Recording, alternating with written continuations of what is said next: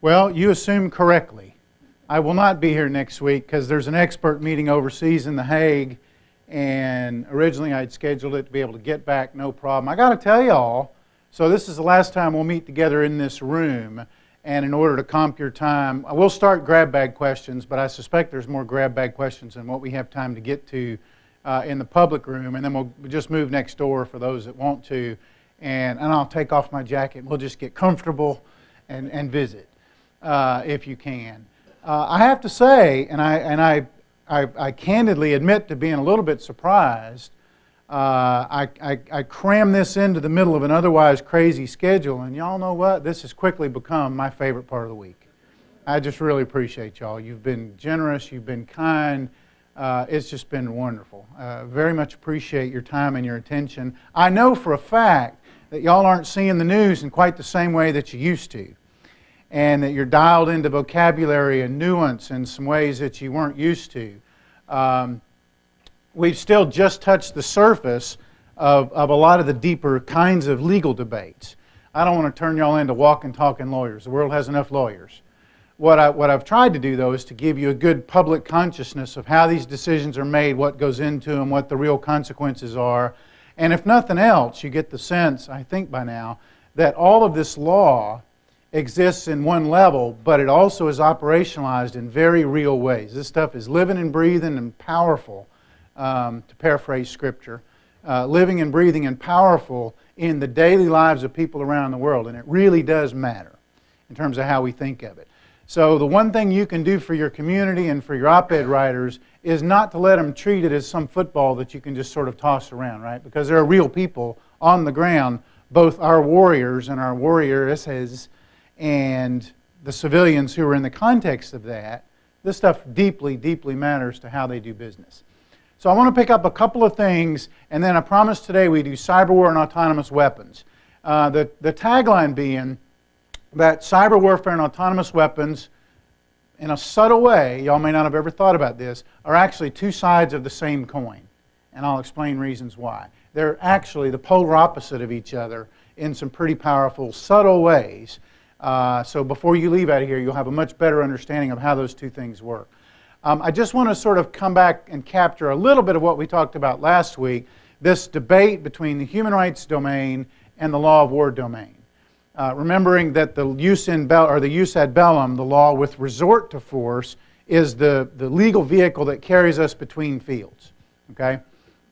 And in the classic conception, I said this, the classic conception was that those two things were polar opposites. Polar opposites. Can you hear me now? Polar opposites. So that they never connected. And increasingly the trend has gotten to be that particularly from the human rights domain, incursions, if you will, increasingly into the law of armed conflict domain. So you think, well, big deal, big fat hairy deal, what does that make? I'll tell you what difference it makes. It makes a difference if you're standing at a checkpoint. And I'll give you a fact pattern here, and you tell me what body of law applies. So you're in Iraq, and you're a British soldier, which is important. The British in Iraq occupied Iraq, controlled the southern part of Iraq. The Americans pretty much had the north. So Basra in the south, completely in the British zone, law of war applies, right? Occupation law. No problem with that. That's easy. We have a whole Geneva Convention dedicated to the treatment between an occupying power and the civilian population. Lots of law there, right? So the Brits are applying occupation law. One of the things in occupation law is that they have the legal duty, as we did in Iraq, to maintain law and order. Right? The government's been temporarily displaced, you see, so the occupying power has to maintain law and order. Okay? Anybody speak good French? You got any really good? I always love good French speakers because I get them to say the words correctly because I just butcher them with Alabama French. But in the original treaty language, the French is l'ordre et la vie publique, the public order in life, the regular rhythms of life. The occupying power has the legal duty to preserve the lives of the civilians, public order in life, the rhythms of life, the routine, everything from trash collection to felony convictions to law and order to you name it, to try to keep society running in more or less the same way that it was Now, the occupier has a number of rights that go with that, the right to obviously protect their own forces, etc. So British forces in Basra are doing routine combat patrols in order to preserve the law, right? Because you got insurgents that are out there and they're kidnapping people and they're shooting people, etc. British forces in Iraq, in Basra, under occupation law, go out on patrol and they get ambushed. Okay, so at the moment of the ambush, what law applies? Law of war. Why? That's, hello, this shouldn't be a hard question, right? I'm being shot at. Law of war applies. Because remember, if human rights law applies at that moment, what does the rule of proportionality say? Remember, proportionality under human rights law is very restrictive. It says you may not return deadly force unless it's absolutely necessary. So well, let me do a freeze frame. Let me sort of see who's out there and see what's necessary and assess the situation. And in the meantime, what's happened? You got a lot of, hello, no, right? Law of war says return fire immediately because, and I would add, if you've read the human rights chapter of my book, one of the things that I've said that's pretty controversial, at least in my circles, is that human rights law, remember the chart I showed you with that hatched, cross-hatched baseline of human rights law and the titles? Human rights law still applies, but it's sort of like your tailbone. It's the vestigial remains of human rights law, okay, that apply in different ways and carry different purposes. So one of the very controversial things I've said in my book, which a lot of people don't like, is that the human right to life of the combatant, of the British soldier's human right to life fully applies. It's just protected in different ways, sometimes by human rights law, sometimes by the law of war. So if you carry that to its extreme, a lot of people would say, a commander might say, I have the lawful right to order you not to return fire. And what would you say? I would say, I can't hear you, right? I can't hear you because I'm shooting. Right? And then if somebody tried to prosecute that soldier for disobeying a lawful order, that soldier's defense or a Marine's defense is, wait a minute, my right to life trumps your silliness. Okay? I don't care whether you call me a combatant or a participant or a Marine or an American. I don't care what label you put on me, but in that moment, I am conducting combat operations and the law of war applies to the way I conduct those operations. Everybody see that? Fair enough. So what happened, and this is a true story, this is an actual case in the European Court of Human Rights, and it's a good litmus test, kind of a nice review, right? This is your exam review. British forces returned fire immediately. And, you know, for anybody who's ever been tactical, there's a really finely honed battle drill. You do not have all day to stop and assess the situation, right? You're under fire. So the basic doctrinal framework is one element goes to ground and returns fire. The other element, basically if you imagine an L, there's an L-shaped ambush. So you've been in an L-shaped ambush and they're shooting at you from two sides. How do you get around that? You have one group that stops and lays down a base of fire, and the other group simply maneuvers around the edge to get behind them and disrupt the ambush. That's how you do it. And you got to do it fast. It's all a matter of training and discipline and fast. Okay? So you can see there's this crossfire. As the Brits disrupt the ambush, they chase off the bad guys, they kill a few, the rest of them leave. In the middle of all this, an Iraqi family is sitting down for dinner. And these thin little adobe walls, a round comes through the wall, and it's just upsetting to even think about it, but it kills a mother at her table in front of her family as they're sitting down for dinner. Question: are the Brits responsible under the laws of war? Are the Brits responsible under human rights law?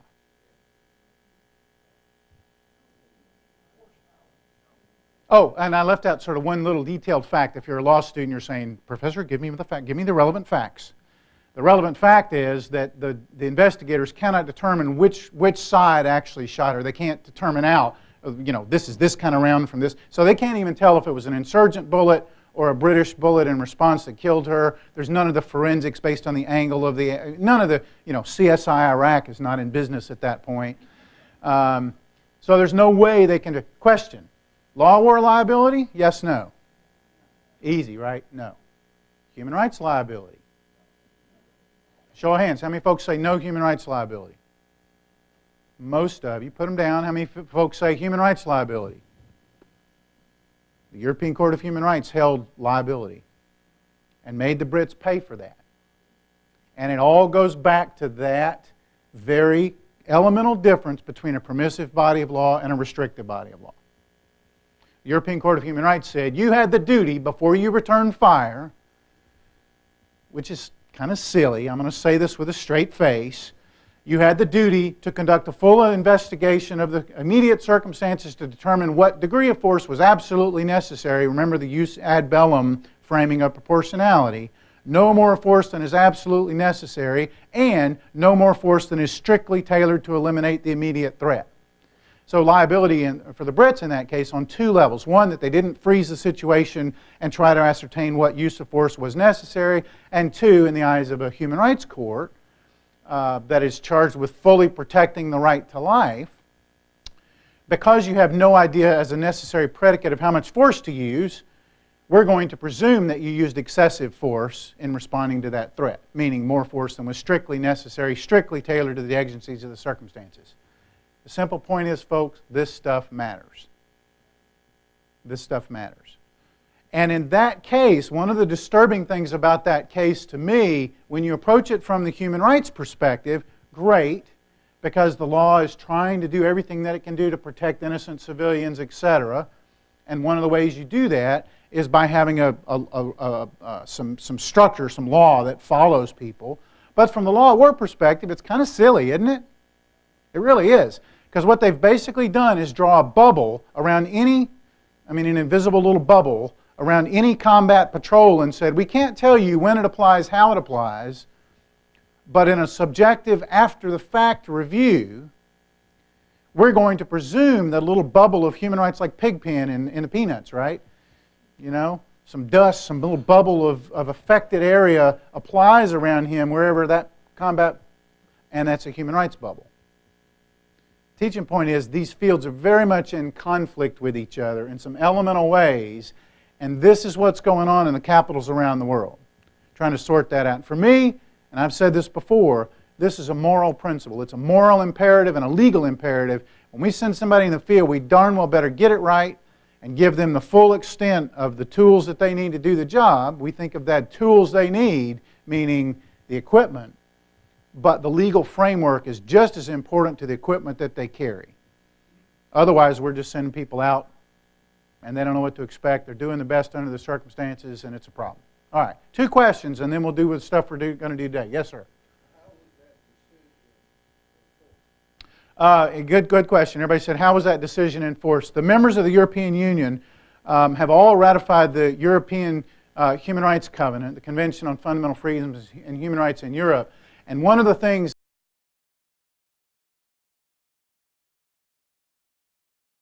number one, and it establishes the jurisdiction of the court and those kind of things. But number 2, it makes the judgments of that court automatically enforceable in the domestic courts of every state in Europe. So the court says, Brits, you owe X amount of money, and I forget the number. I should know this. I forget the number. But you owe X amount of damages to the decedent's husband, and the Brits paid it as a treaty obligation. I saw another hand over here. Yes, sir. Charles? Let's say in your example, you've got a young lieutenant out there leading a patrol. They get hit. And because of the human rights law, you're going to tell me he's going to be court-martialed if he returns fire? If I got a lieutenant that's under fire that doesn't return fire, I fire him for malfeasance on the spot. But you just said that The reason I gave you that example, George, is because to really dramatize, and this is a real case, the impact of these competing domains. You got to understand that. I think the right answer here is, yeah, absolutely the law of war applies. And if you want to think about it in classic philosophical terms, Vattel in 1639 writes that you should not create a legal regime that favors the oppressor. Right? So just on a strictly logical basis, you would say, wait a minute, as a matter of philosophy, forget the legal regime here, but just as a matter of philosophy, who started it? And therefore, why should the law operate to inure to the benefit of the people that started it? It's the same principle, in my view, as human shields. You see that? When we talked last week about voluntary human shields, if you're a voluntary human shield, in Newton's book, you're directly participating in hostilities, even though you're not, at that moment, conducting a combatant-like activity. It's the functional equivalent of a combatant-like activity, because you're using, in that instance, your body to try to provide a military advantage. That's just what combatants do, right?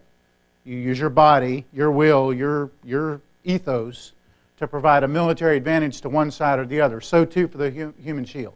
All right? 1, 2, 3, and then we'll do some law. Nope. Well, there is, but it's a grand chamber appeal. The decision that I referenced was a grand chamber decision. So done, game over.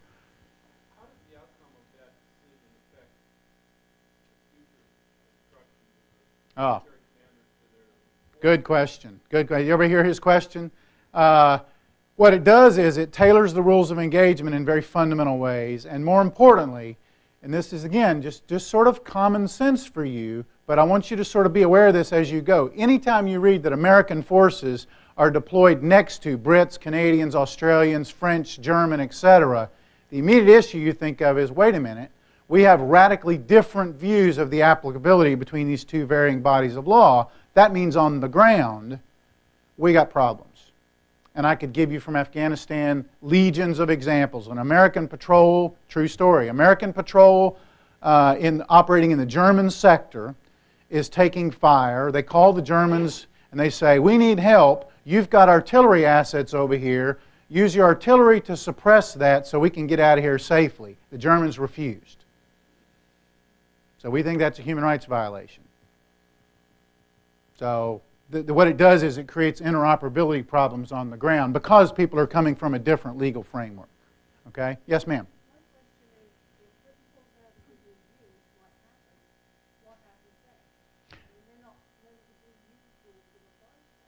Well, that's right. Well, the European, they would then be at liberty. Her question is if Britain pulls out of the European Union, part and parcel of that would be to reject the findings of the European human rights, the binding authority of the European Court of Human Rights.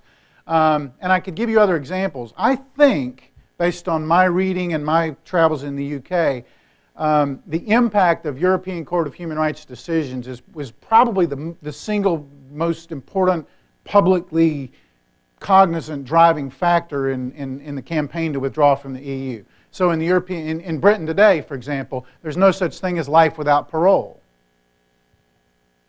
Why? European Court of Human Rights ruled that you couldn't have life without parole. It constituted cruel. So you've got these egregious crimes being committed, and the British people kind of say, we liked the old days when we had life without parole. You know, for some offenses, not all the time, right? And there's a legion of other examples.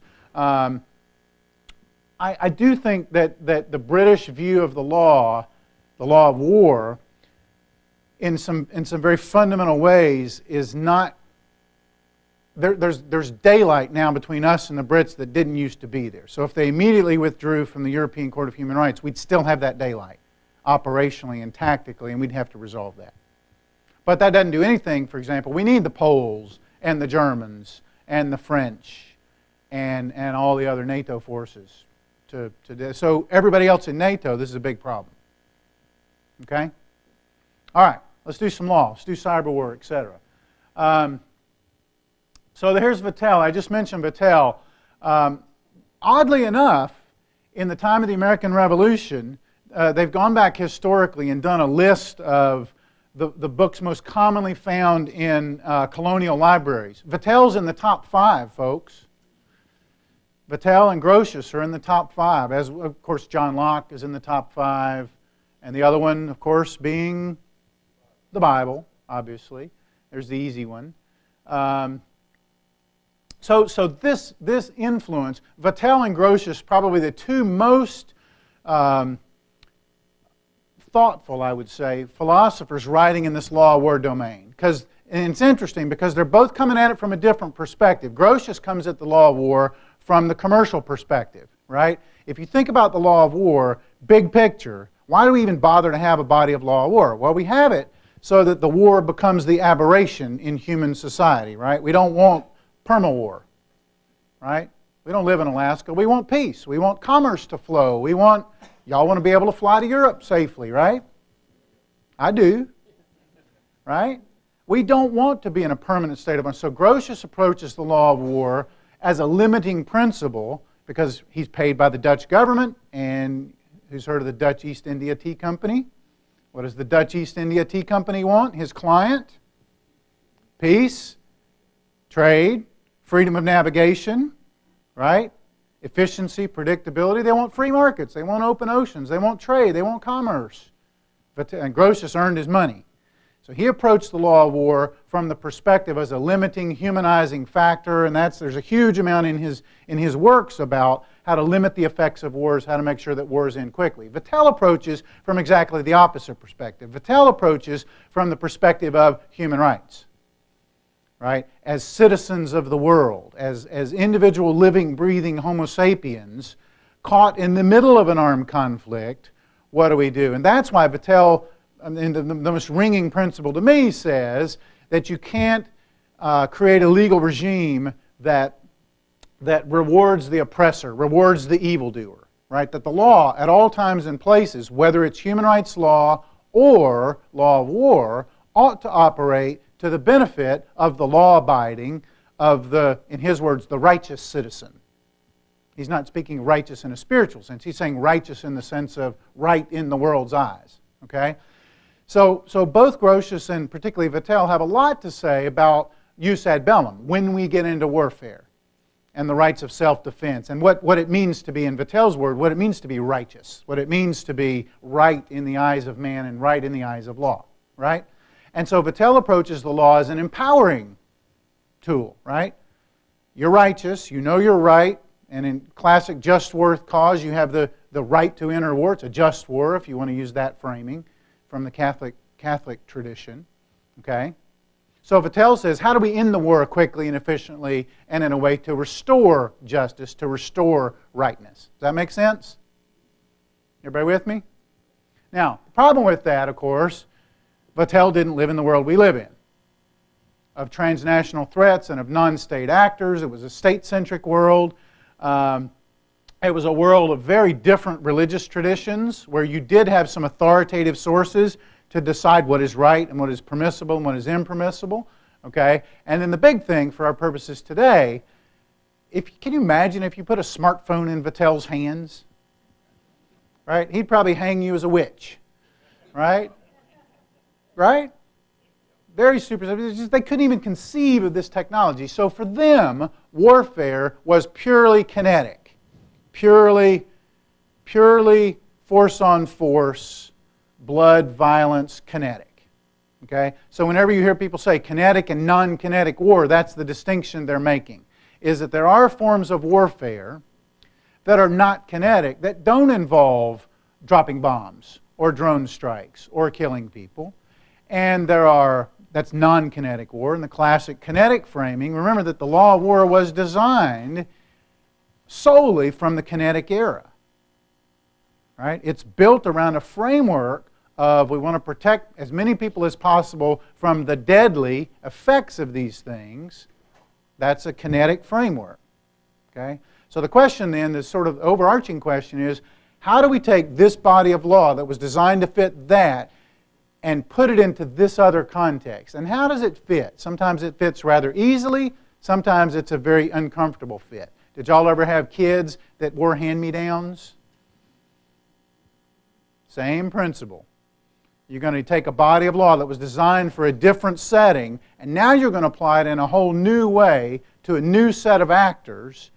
And the big questions are, how does it fit? Do we need to adjust the law or not? Now, the purists in my field all say, no need to adjust it. We've got boatloads of law out there. We've got boatloads of principle. You know them all. I could do your exit test, right? List 10 principles of the law you've learned. You could do all of you could do that. Okay? And if I wanted to make it hard, I'd say 25. You know, and I'd let you cheat. I'd let you look at each other. But you could figure that out. Okay? Boatloads of law out there. And the purists say, we got plenty of law. We don't need any new law. Okay? And most folks look at it and say, not so fast, because there's a huge range of unanswered questions when we take a body of law designed to fit in the kinetic context and we now think about it in the non-kinetic context. Okay? Starting with a very simple question, we can all readily identify a geographic battlefield. Right? I mean, we preserve the battle space of the Battle of Franklin or Gettysburg or China. We can say, this is the battlefield. Right? And we've got rules for, specifically, when we're talking about a geographic battlefield, who can come in and who can come out. The Fourth Geneva Convention says, for example, that if you have a civilian in that geographic area of an occupied place, you cannot lawfully deport that civilian. It's a war crime. Conversely, you can't lawfully force your population into that geographic area. Well, what about the cyber world? A lot of debates about the geographic nature. Do all the rules about geography, should we apply them by analogy? Should we take this principle and say, well, this was designed for a geographic map. Now, what's the analog? What's the analog in the cyber realm? Or is there an analog? And the purists say there has to be an analog for every single rule. I'm a little more skeptical than that. I say there's a lot of rules designed for the kinetic realm that don't necessarily fit, or if they do fit, they absolutely can't fit in the same way. So you can see that leaves a host of unanswered questions. Yeah, it's just a mess. So this book is this thin little book from Cambridge University Press written by a good friend of mine, I'd say probably the most eminent American academic scholar out there right now, retired Air Force officer. NATO, about 10 years ago, said, we need y'all to come figure out this big overarching question. How does a body of law designed for a kinetic space fit into this non-kinetic environment? Okay? So the Tallinn Manual, Tallinn, Finland, they've met now. This is the Tallinn Manual on the international law applicable to cyber warfare. It's chock full of disagreements. It's chock full of platitudes. It's chock full of, well, we know this, but we don't know these following 20 things. Okay? So NATO gets this, and we hold conferences about it, and we talk about it, and we all tell Mike, what were you thinking? He's like, well, you try to get a bunch of lawyers in the room, 25 lawyers that are all opinionated, and get common good answers that doesn't last like 10,000 pages. Something that actually has some. So now they're in the second edition of this. Okay? So the thing that's happened between the first edition and the second edition, though, is that we have a lot more experience in this new, what most people would characterize as a new mode of warfare. We have a lot more experience in cyber activity and cyber crime and cyber efforts to disrupt. So we've got the Russians and we've got Stuxnet. We've got the Russians in Georgia. We've got the Russians in Estonia. We can do comparative case studies and say, to what extent are the legal principles implicated in this example or that example or Stuxnet, etc. Okay? So I think the second edition will largely be the same old blather with a few more examples. This is the bottom line. Okay? It's not going to resolve anything. So in one sense, I mean, would any of y'all, if we all closed our head and played like we were in the third grade, so put your head on your desk and raise your hand if you see yourself as a rebel. How many folks would raise your hands? I suspect a fair amount of you. The beauty of this body of law is that it's still emerging, it's evolving, okay? And there's a lot of room to be entrepreneurial here. If you can make the case, if you've got the guts and the political willingness to step up and make that case, the law is still in ferment or gestation here.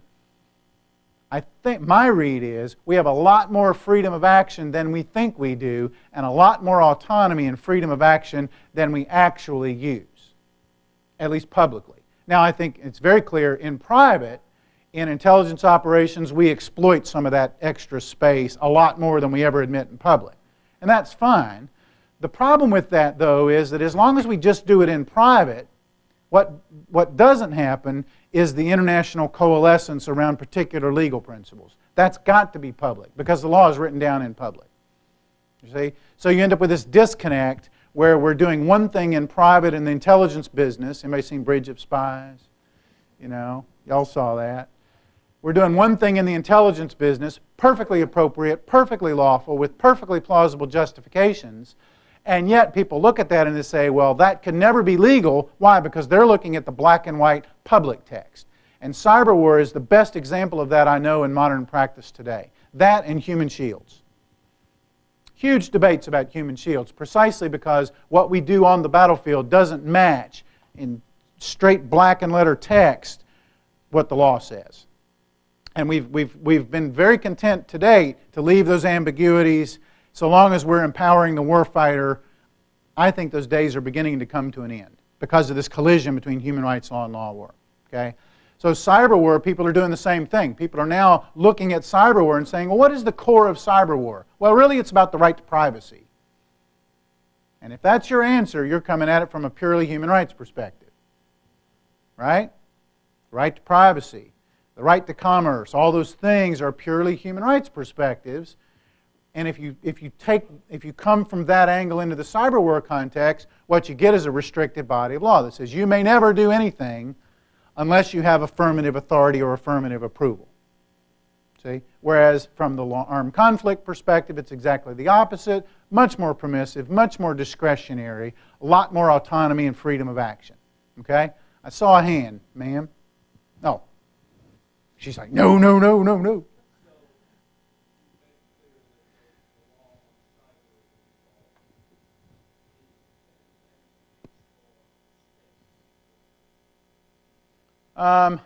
Space warfare pretty well settled.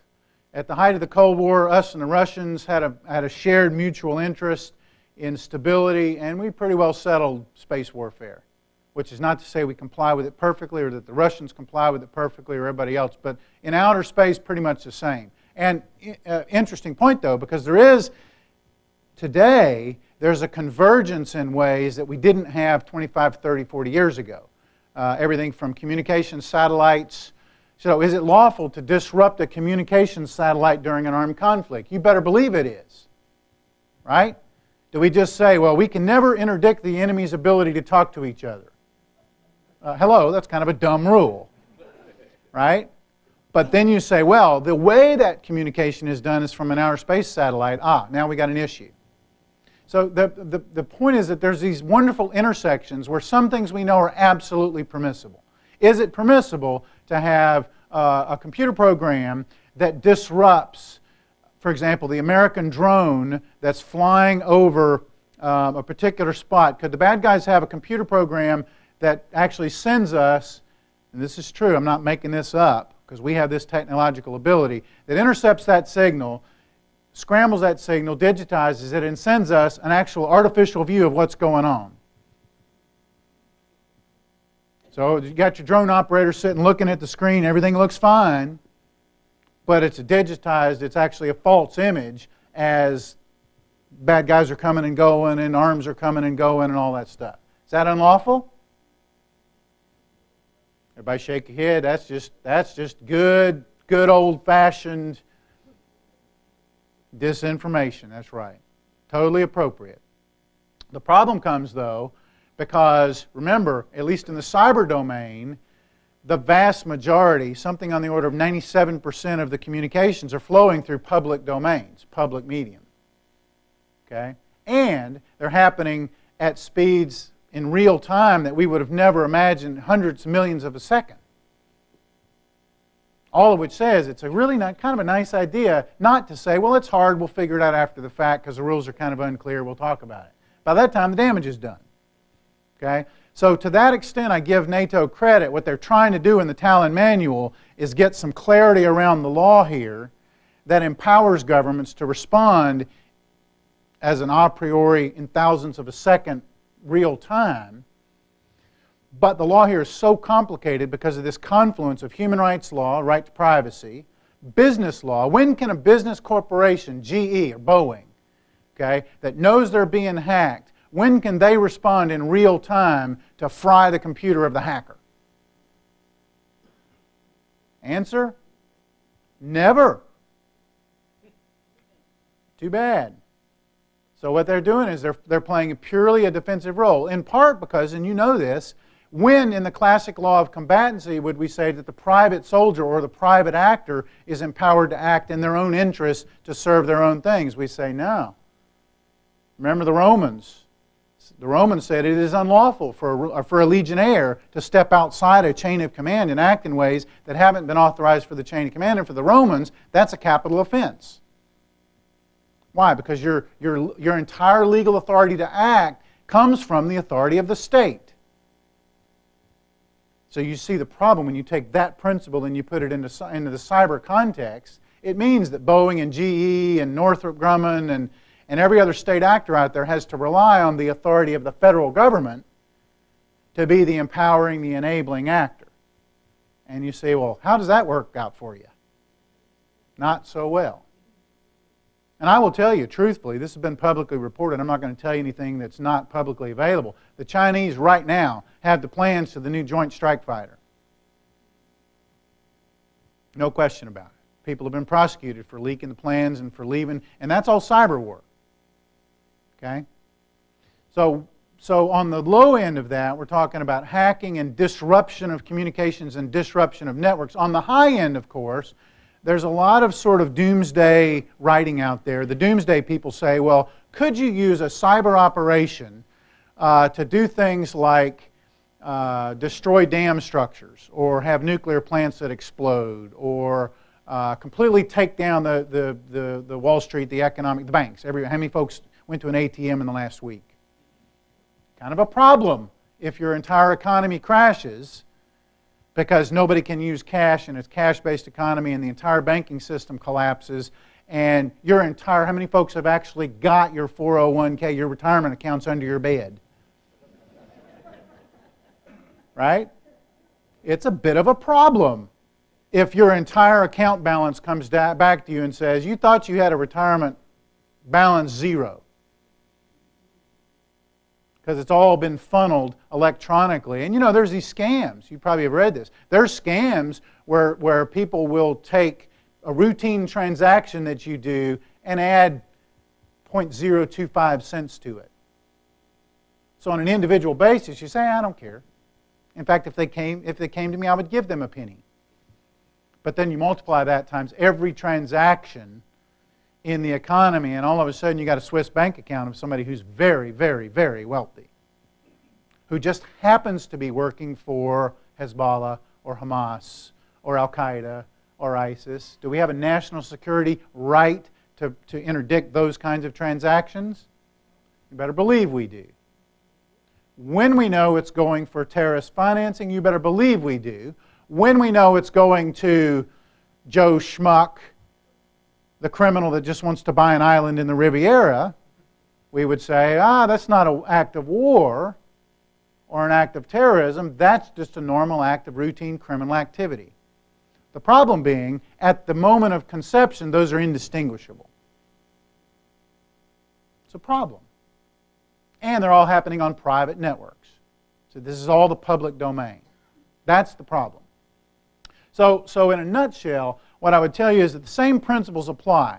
When we start talking about the right of states to conduct offensive cyber war, typically what comes up is, first off, the principle of military necessity. How do you know that what you're doing is for a military purpose as opposed to interdicting crime or law enforcement? Or, frankly, and I've heard this, people say, oh, you're just trying to intervene on behalf of big business. You're just trying to make Boeing happy. Well, maybe. Maybe that's a collateral side benefit. We make Boeing happy or Northrop Grumman or whoever. But in fact, to the extent that legitimate U.S. national security interests are undermined, do you want the federal government to sit back and sort of say, it's too hard, we can't figure it out, we wish we had some answers? No, I'm not happy with that. The big driver in all of this, well, the two big drivers, one is the principle of distinction. Because these networks are so conflated, remember the principle of distinction says you will at all times distinguish between enemy and civilian, between combatant and non-combatant, between enemy public property and enemy private property, and you shall at all times direct your activities only against lawful targets. That's the principle of distinction. Now put that in the cyber war context, and what's the problem you see? You got to be able to disaggregate those things, to disentangle them. It's extraordinarily difficult as an a priori matter to disaggregate those things. Because this is all going over public domains. It's all, heck, it's AOL. Right? Let's not be fancy about it. This is Google. Right? So it's all public domain. And one of the criticisms in this whole field of cyberwar is that once you go down that road with computer code in an offensive kind of a way, in a kinetic operation, I can absolutely plan and observe and control the effects of the kinetic things that I'm launching. In a cyber operation, cyber war, I can't do that. So a lot of people would argue that as an a priori matter, it's impossible to comply with distinction because it's fundamentally impossible for me as a technical matter just to ensure that what I do in the cyber domain is just directed at enemy combatant, enemy public, etc. You see the problem? This is why Stuxnet, to the extent that the United States has acknowledged this, was actually completely brilliant. Completely brilliant. In Stuxnet, what we did was we got viruses into the Iranian centrifuges so that the Iranian centrifuge operators are looking at their screen, and the screens are reporting perfectly normal operations, but in point of fact, what's actually going on in the centrifuge is not normal. It's destroying the centrifuge. It's brilliant. But does it comply with the principle of distinction? Answer, yes, because, and I don't technically know how you do this, but somebody does, thank goodness, that particular mutation of code is designed not to be transportable. It's designed to work on that system and that system only. So even if somebody took a thumb drive and moved it around, then it reverts back to normal operation. Brilliant. That's the principle of distinction. See, we've identified the lawful target. We've identified a way of attacking that lawful target. We constrain the effects of that to that lawful target. Et voila. Et voila. Okay? I know I saw one hand and then two hands, and then we'll do proportionality. Who controls the internet there on this at all? Oh, absolutely. Absolutely. His question was, does who controls the internet bear on this? Absolutely, because it's those routing stations, the trafficking routers that are routing traffic to and fro the internet to particular ISP. ISP is your web address. Okay? Those particular ISPs, that central database is maintained in a central place so that if I control that place, I can tell you that's a private ISP, that's a public ISP, you know, that's George's house, for example. I got to control that database in order to tell you that. I guarantee you, how many folks have Verizon?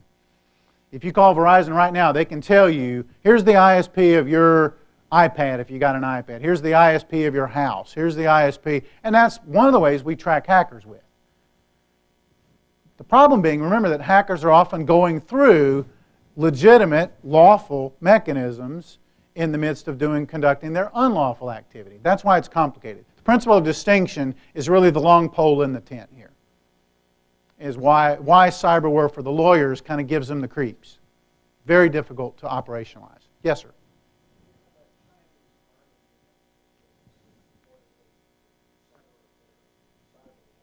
Mm-hmm.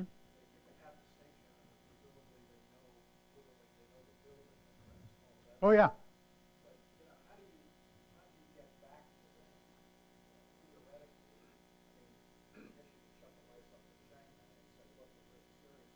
Right. Yeah, the question is, how do you counter the Chinese hacking unit? That's all classified, folks. We got ways of doing it. The question is, do we have the political... This is why I mentioned, are we entrepreneurial enough to do technically what we can do? And I think it's very context specific. Most of the time we don't. We have much greater technological capacities than we use.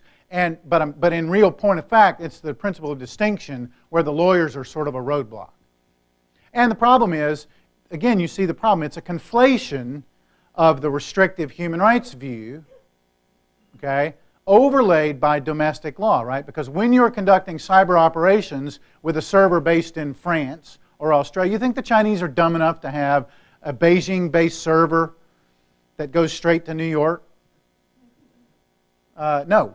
Regardless, you may call the Chinese a bunch of things, but you can't call them dumb.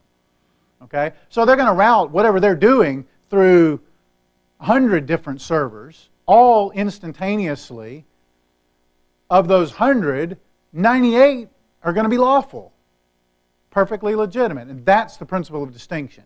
That you can't, for example, a lot of people would argue, and I could maybe disagree, but a lot of people would argue that you can't have an automatic backhack mechanism. So if I find there's an unlawful entry into the Pentagon computer, I've got an instantaneous way, and this is all happening, by the way, in hundredths of a second, okay, that fries every server along the way where that thing came from. What's the problem with that?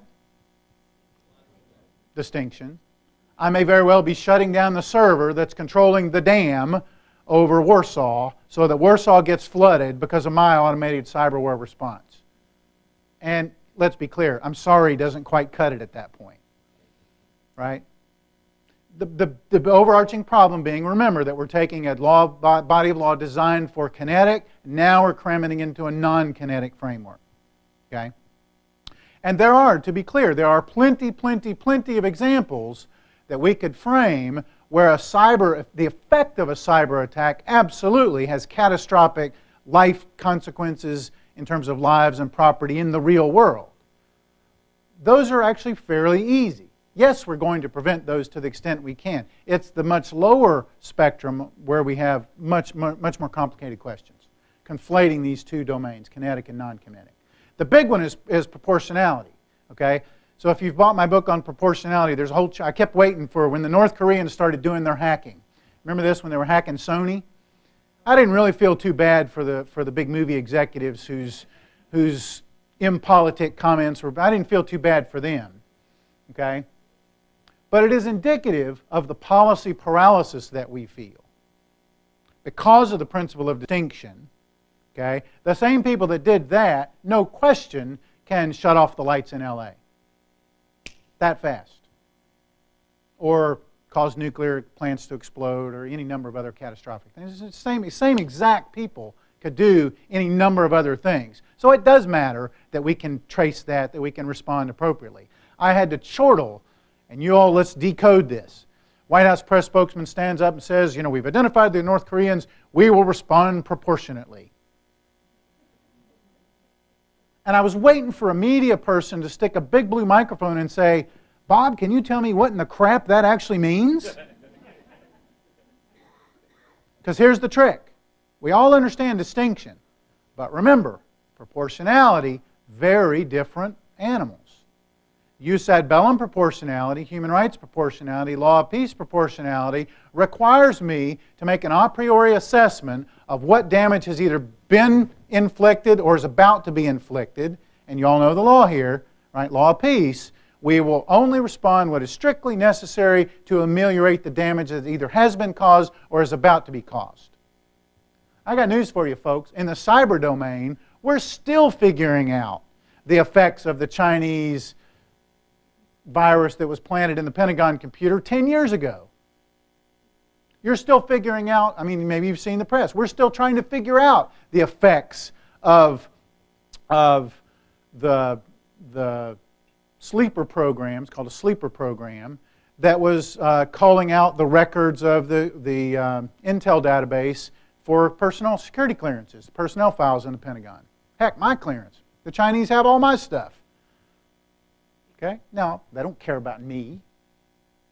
And there's nothing on my security clearance stuff that's a great threat to national security.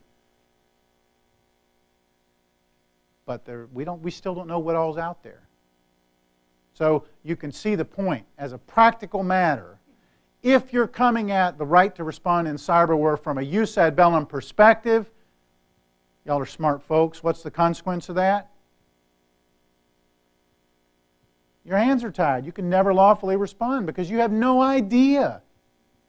It's impossible as an a priori matter before you respond to know precisely the legal effect or the consequences of a particular cyber attack upon you.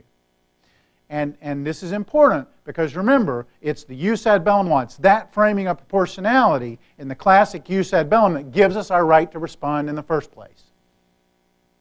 So I kept waiting for this nitwit White House press spokesman to say, as described in Chapter 11 of Professor Newton's book, we respond proportionally.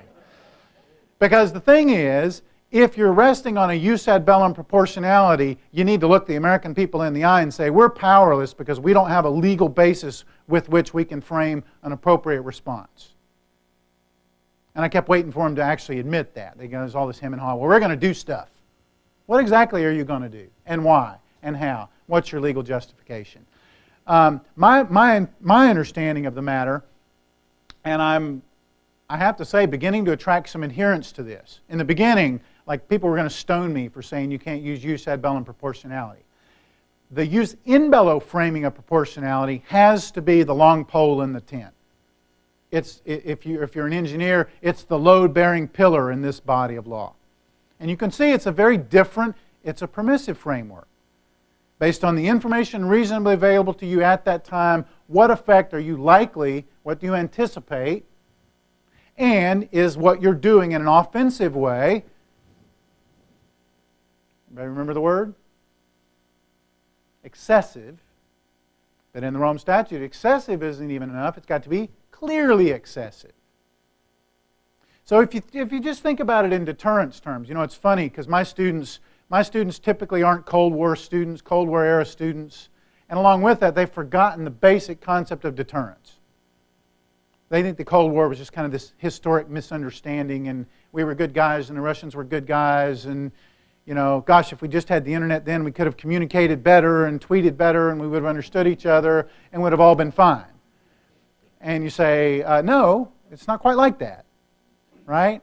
But you remember the principle of deterrence. The principle of deterrence says, if you act, you're going to get it coming back at you twice what you did. Therefore, don't do it. Because if you just think about deterrence, and particularly in the cyber context, if you have the Chinese or anybody else who's prepared to take a measure, let's say they're prepared to do this kind of damage, and we want to apply a jus ad bellum framework that says, okay, we will respond in a tit-for-tat proportionate manner. And you remember our discussion of law of war proportionality. Why is that wrong? Because you are not limited under the laws of war to the weapons or the damage that they're doing to you, right? Isn't that dumb? The Afghans have old Soviet-era weapons, so we can't use advanced air power. That's not fair. It's got to be even. Wrong. What happens is people put that same mentality into a cyber context to our great detriment. Because you see what happens to deterrence?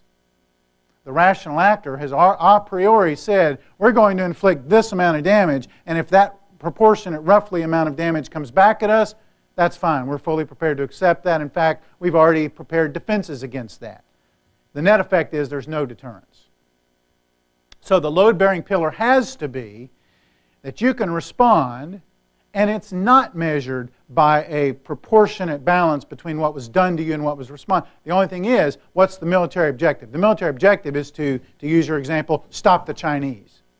It's not to respond to a particular threat. And therefore, the permissive body of law says what's clearly excessive in relation to the concrete and direct overall military advantage anticipated. And that protects you, by the way, from the unanticipated, unforeseeable consequences on civilian lives and civilian property. There's an example where the kinetic proportionality rule actually fits pretty nicely in the cyber context, if we understand it properly and if we use it properly. Does that make sense to y'all?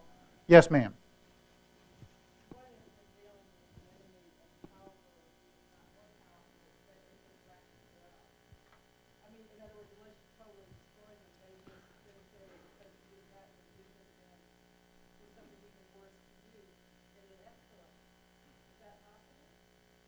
It's entirely possible. But I'd look at that and I'd say, why is that any different than a kinetic response? Because in a kinetic world, things may very well escalate too. The real question is, am I prepared to sit back and just absorb that damage or that loss without responding? And as a policymaker, the policy question is, where do I anticipate the greater cost over time? The risk of some escalation, as opposed to the sort of the Katie bar the door approach of, well, we can't respond, so they can do whatever they want to do, until it gets to some dramatic, until you've actually crossed the threshold into real kinetic effects. But at that point, it's too late, because they've destroyed Wall Street, right?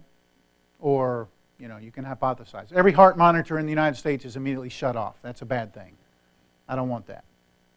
You can imagine catastrophic effect on American lives if you just sit back and say, we're not going to do anything until we can be sure we're preventing escalation. At that point, in this domain, it's too late. Whereas you see in the kinetic domain, I can see the Russian bombers coming. Right? I can prevent that proactively. In this context, it's so instantaneous, the effects are felt, it's too late to respond. So you really have to have, if you're going to try to prevent escalation or damage, you got to have a proactive response here. You have to. Okay? Yes, sir. And then we'll move on. So I'm wondering how this affects decision.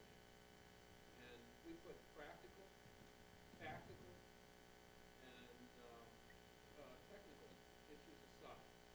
This confusion about the law of war, is that an impediment to the decision maker, let's say the president?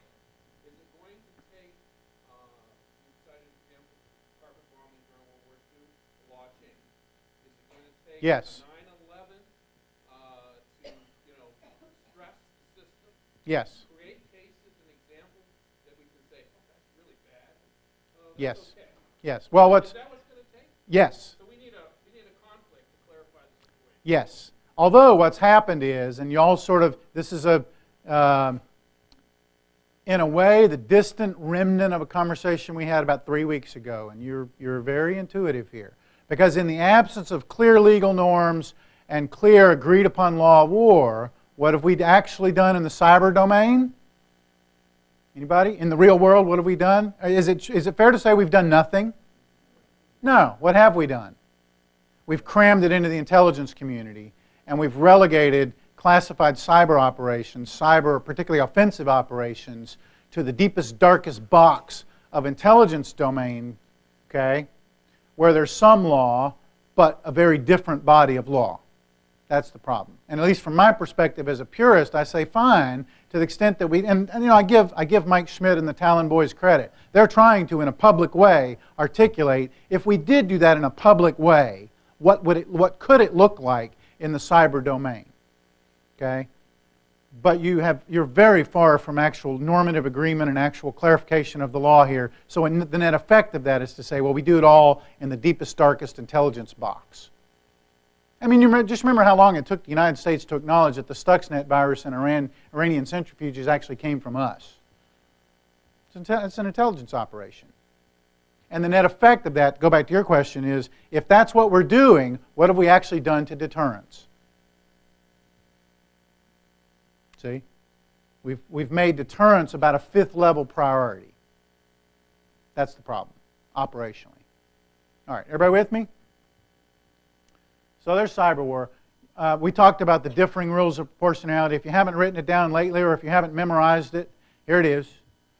The main point being this is use in bello proportionality, and so it matters whether you approach cyber activities from this correct frame, which I think, and I've said this is the correct framing, the way to think about cyber activities, is that inevitably, in a real cyber operation, there will be collateral spillover effects in the civilian infrastructure. It's unavoidable.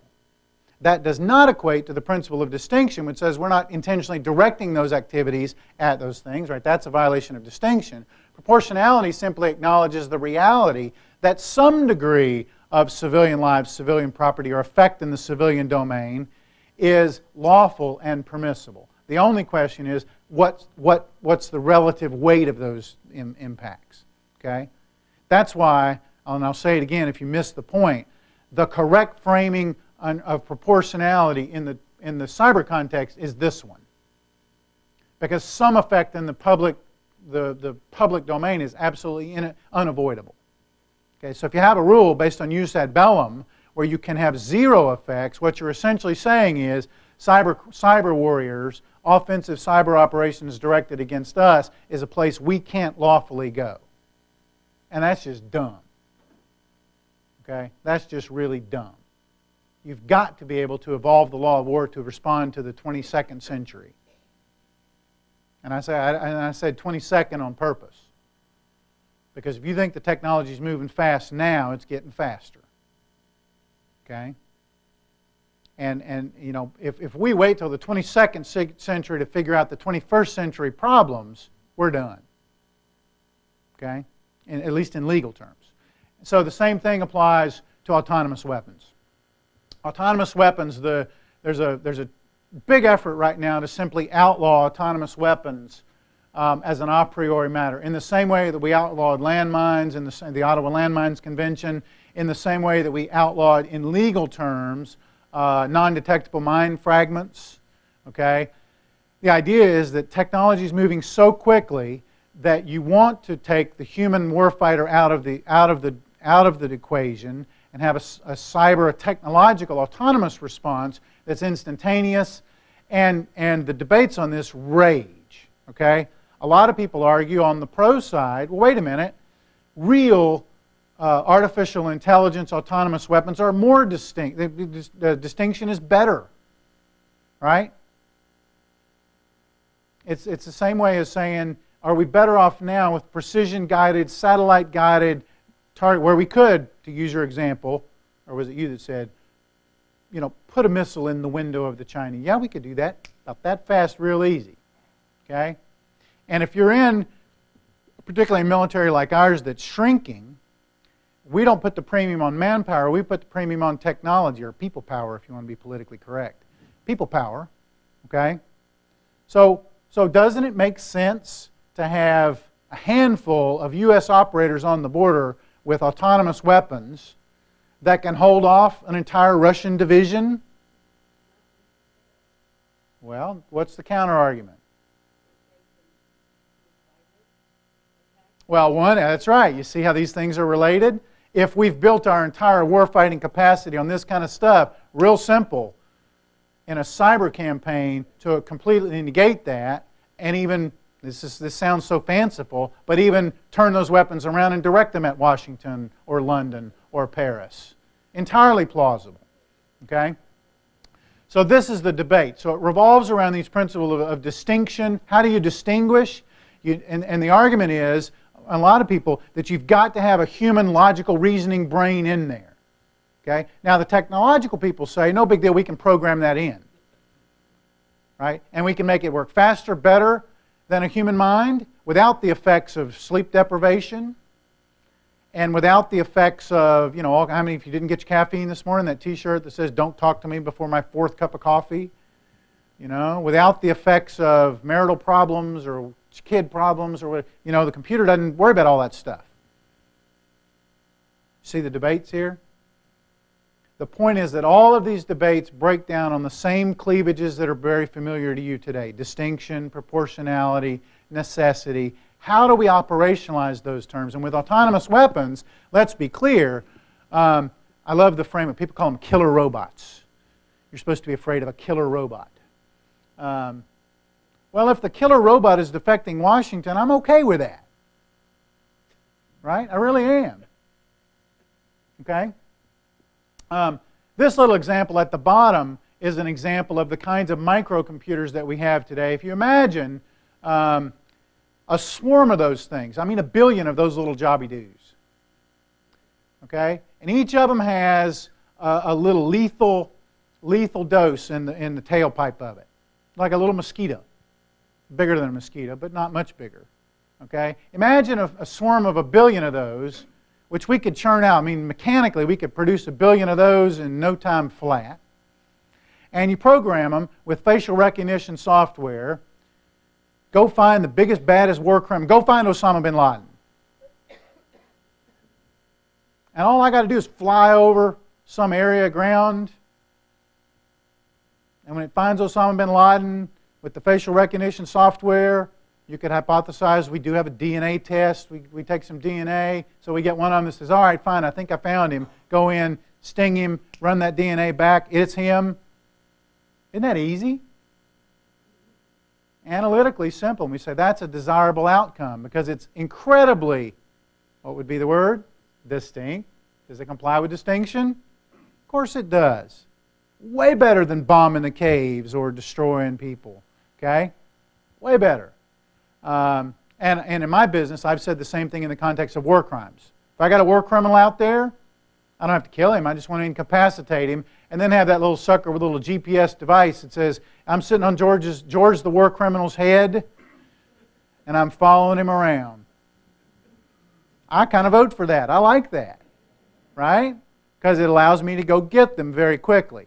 The philosophers, though, who many of whom come from a pure pacifist perspective, say what we're doing by taking the consequences of human life and the interaction of humans here, what we're actually doing is incentivizing the conduct of warfare.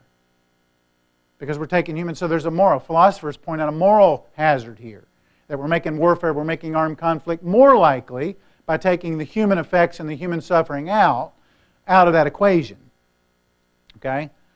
And so today, even as we speak, there's a huge amount of debate in the public domain over autonomous weapons. And the reason I said earlier it's the exact opposite of cyber war. Remember cyber war, the question is, what's lawful in this domain with the occasional spillover into the kinetic domain? Right? But only the rare, unexpected, unanticipated, very narrow spillover into the actual kinetic domain using the technology. Here it's exactly the opposite. It's using the technology where the effects of that technology are intended to be realized in the kinetic domain. Okay? And the question is, how do we leverage technology to still fulfill the needs of the laws of war? So this is a phalanx missile. Roughly the same technology as the Israeli Iron Dome system, right? When Hamas starts firing rockets at Israeli cities, you want an instantaneous response that's not waiting on the human who happens to be sleepy or using the bathroom at the moment that, right? Instantaneous response, splashes those things, protects human life, preserves human rights, preserves human dignity, okay? So here's an example of a phalanx missile system. We would say that's okay because it's purely defensive. But in treaty terms, when a treaty says purely defensive autonomous weapon systems are permissible, the engineers among us say, good luck trying to design the weapon that's only designed to be and only capable of operating in a purely defensive way. It's almost impossible to do that. Okay? So even the phalanx missile, which is a defensive missile system on Navy ships, people say, well, that's got an offensive capacity. Therefore, under the treaty, it would be impermissible and unlawful. This is the big debate today. And the reason I said it was the exact opposite is because there's this ban on offensive autonomous weapons, and you watch the public domain, and the reason it comes about is this sort of the emotive effect of killer robots. How many people vote for killer robots that can roam the earth? Right? That's like a science fiction movie. In fact, there have been science fiction movies made. There's an old Tom Cruise movie of exactly that. Okay? But I'm telling you, the technology is coming. We're not far off from the technological capacity and the artificial intelligence capacity so that we don't want swarms of autonomous robots out there that aren't accountable. Because if you think about it big picture, and this is a nice place to end while we take a break, if you think about it big picture, I've said this before, this entire body of law came from the desire to live in a world where we balance these competing necessities. Warfare is an inevitable aspect of human interrelationships, right? Human societies have been at war since the beginning of human society. But none of us wants that to be the permanent state of human affairs, right? You want to preserve, you want to operationalize peaceful coexistence. That's why the entire law of war is designed to minimize the effects of armed conflict, to get it over with quickly. You know, so it balances. You got to win. Go win. Perfectly lawful to go win. But do it in a way that you preserve the ability to make lasting peace. So you can't, for example, salt the Carthaginian soil anymore. Right? I can't go into ISIS territory because I don't like ISIS and start poisoning the water supply. Right? Because all I'm doing is increasing the long-term likelihood of conflict. If we fully moved into an autonomous world, you see what we've actually done? We've created the possibility of permanent warfare. And that's the real worry here, is that we've taken the legal construct of what the laws of war are designed to do, And through the exploitation of technology, we've actually subverted that core purpose. And so that's where this movement to have a ban on offensive autonomous weapons comes from. In my view, I think it's to pardon the language, but it's kind of indiscriminate, if you will. It's taking a completely valid purpose, which is to operationalize these things in wholly appropriate ways, and it's kind of short-sighted because it's not asking the question, how could we use this technology in an appropriate way, right? And for me, how many engineers are here? See, I look at it as I'm a pragmatist at heart. I say you don't let the technology drive your decision-making or your policy, or in this case, your law. What do?